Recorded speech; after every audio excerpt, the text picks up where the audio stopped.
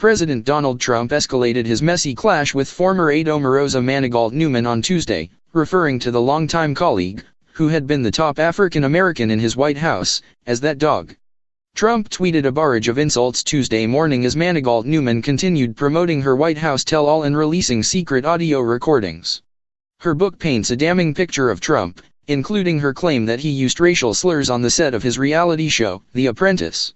"When you give a crazed, crying lowlife a break, and give her a job at the White House, I guess it just didn't work out," Trump said. "Good work by General Kelly for quickly firing that dog." John Kelly is White House Chief of Staff.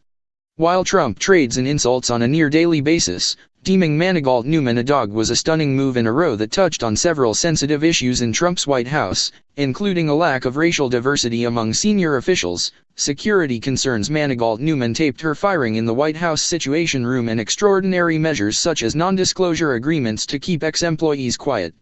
Trump has also pushed back against Manigault Newman's claim that she had heard an audio tape of him using the N-word.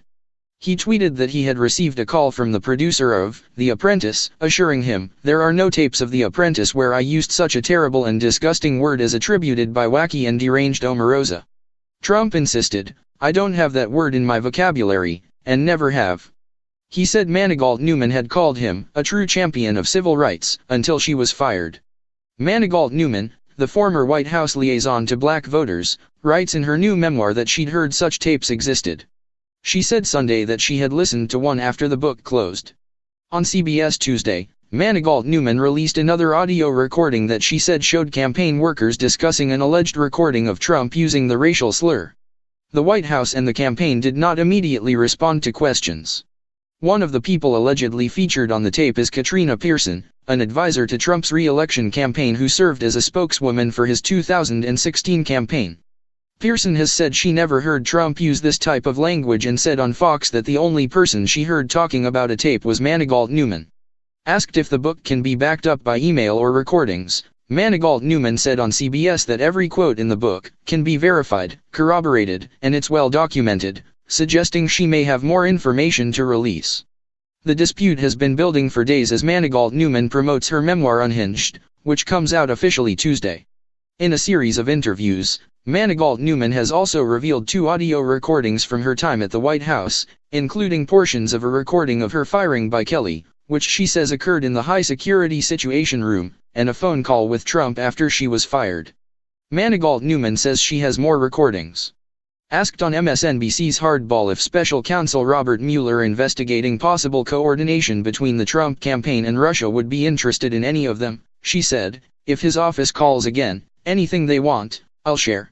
Trump officials and a number of outside critics denounced the recordings as a serious breach of ethics and security, and White House aides worried about what else Manigault Newman may have captured in the West Wing. The tape recording appears to show Trump expressing surprise about her firing, saying, "Nobody even told me about it." But Manigault Newman said he probably instructed General Kelly to do it.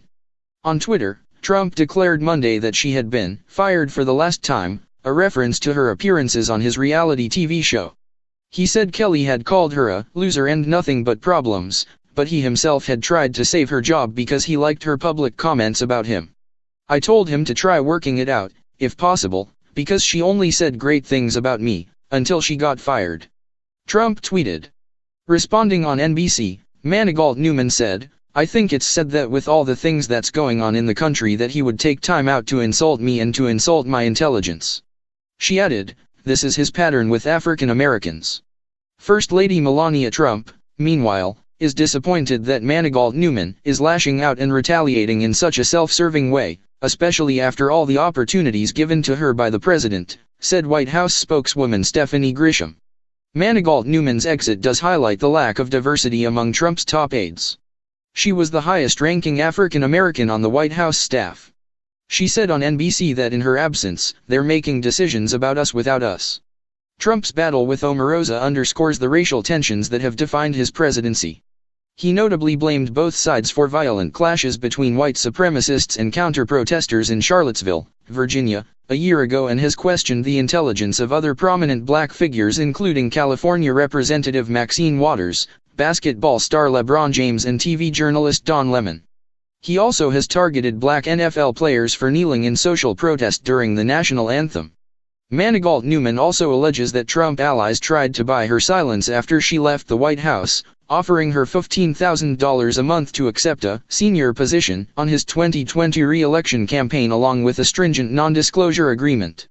The offer raises fresh question about the ways that White House aides are being offered safe landing spots after they leave. For example, Trump's former personal aide John McEntee, who was removed from his job in April, went to the campaign. Trump tweeted Monday that Manigault Newman has a fully signed non-disclosure agreement. It was not clear exactly what he was referring to. White House counselor Kellyanne Conway said Sunday on ABC that there are confidentiality agreements in the West Wing. And Trump's campaign said that in the 2016 race she signed the exact same NDA that everyone else on the campaign signed, which is still enforceable. Meanwhile, Trump's attorney, Rudy Giuliani, said on Fox and Friends Monday that Manigault Newman may have broken the law by recording private conversations inside the White House. She's certainly violating national security regulations, which I think have the force of law, Giuliani said.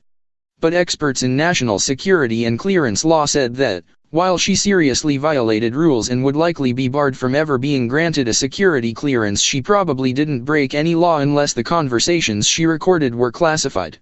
In the recording with Kelly, which Manigault Newman quotes extensively in her new book, Kelly can be heard saying that he wants to talk with her about leaving the White House.